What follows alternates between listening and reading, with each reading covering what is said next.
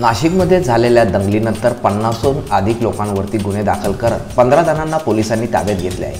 तसेच इतर लोकांच्या शोधासाठी काही पथके सुद्धा पोलिसांनी रवाना केली आहेत। कालच्या घटनेनंतर आता परिस्थिती हळूहळू पूर्वपदावर येत असल्याची माहिती देखील यावेळी पोलीस उपायुक्त किरण कुमार चव्हाण यांनी दिली। परिस्थितीमध्ये पूर्णपणे शांत आणि नियंत्रणामध्ये आहे। सर्व ठिकाणी बंदोबस्त तैनात करण्यात आलेला आहे। रात्रभर पोलीस बंदोबस्त तैनात होता। या घटनेच्या अनुषंगाने वेगवेगळे गुन्हे दाखल करण्यात आलेले आहेत आणि आतापर्यंत त्याच्यामध्ये 15 लोकांना अटक करण्यात आलेली आहे। सीसीटीव्ही फुटेज आणि व्हिडिओ फुटेज बघून आरोपींना निष्पन्न करण्यात आलेले आहे। आरोपींची ओळख पटलेली आहे आणि त्यांच्या देखील अटकेसाठी पथकं मागावर आहेत। आज त्यांना देखील अटक केली जाईल।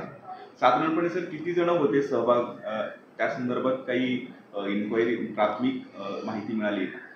सुमारे 50पेक्षा जास्त लोकांवरती गुन्हे दाखल करण्यात आलेले आहेत आणि त्यांची ओळख देखील पटलेली आहे। त्यांचा ठाव ठिकाणा शोधणं यासाठी त्यांच्या मागावर पथकं ऑलरेडी तैनात करण्यात आलेली आहे। सर, काल ही नेमकी परिस्थिती का निर्माण झाली, त्यामागे कोणी असं होतं, त्या संदर्भात कालपासून काही इन्क्वायरी केली किंवा काय प्रथमदर्शनी दिसतं? सध्या तरी पूर्ण लक्ष हे आरोपींच्या अटकेवर आहे आणि परिस्थिती शांत ठेवणार आहे। आता परिस्थिती पूर्णपणे शांत आहे आणि नियंत्रणात आहे। अमर सोळंके, मी नाशिककर न्यूज, नाशिक।